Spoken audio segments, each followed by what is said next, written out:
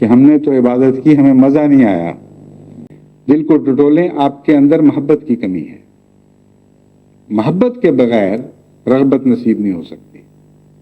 جو شخص اپنے دنیاوی محبوب سے ملنے کے لیے محنت کرتا ہے، اس کے لیے یہ دقت کہ آج سردی کی کڑی رات ہے یا گرمی کی کڑی رات ہے، یہ محبوب سے ملنے کی لذت میں کمی نہیں پیدا کر سکتی۔ یہ دقتیں اپنی جگہ ہوں گی، لیکن جس کو سچا پیار ہوگا اس کو اپنے محبوب سے، چاہے وہ گرمی کی تپش میں ملاقات ہو یا سردی کی انتہا میں ملاقات ہو، لازماً لذت ملے گی۔ اور اس کے لیے لوگ پھر بڑی بڑی محنتیں بھی کرتے ہیں، راتیں جاگ کر گزارتے ہیں۔ کئی جو صبح دیر سے اٹھنے والے ہیں ایسے بھی ہیں جو عبادت کی بجائے دنیاوی محبوبوں کے لیے راتیں جاگ کے گزار رہے ہوتے ہیں، صبح پھر وقت پہ اٹھا نہیں جاتا، لیکن لذت تو ملتی ہے۔ کم سے کم وہ امین ہیں، دنیاوی محبتوں کے ضرور امین ہیں، تو آپ خدا کی محبتوں کے امین بنے بغیر کیسے لذت حاصل کر لیں گے؟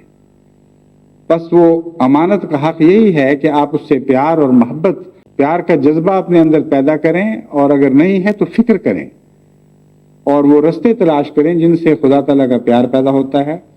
اور جیسا کہ میں پہلے اس مضمون پر روشنی ڈال چکا ہوں، صرف بیداری اور شعور کی ضرورت ہے۔ چاروں طرف سے خدا کی رحمتوں نے آپ کو گھیرا ہوا ہے، کوئی لمحہ ایسا نہیں جب آپ خدا کی رحمتوں کے نزول سے آ رہی ہوں۔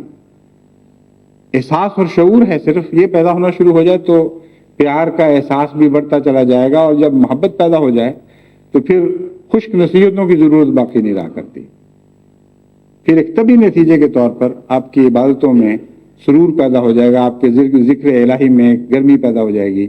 اللہ تعالیٰ جماعت احمدیہ کو عبادت کے مناسب کا حق ادا کرنے کی توفیق عطا فرمائے۔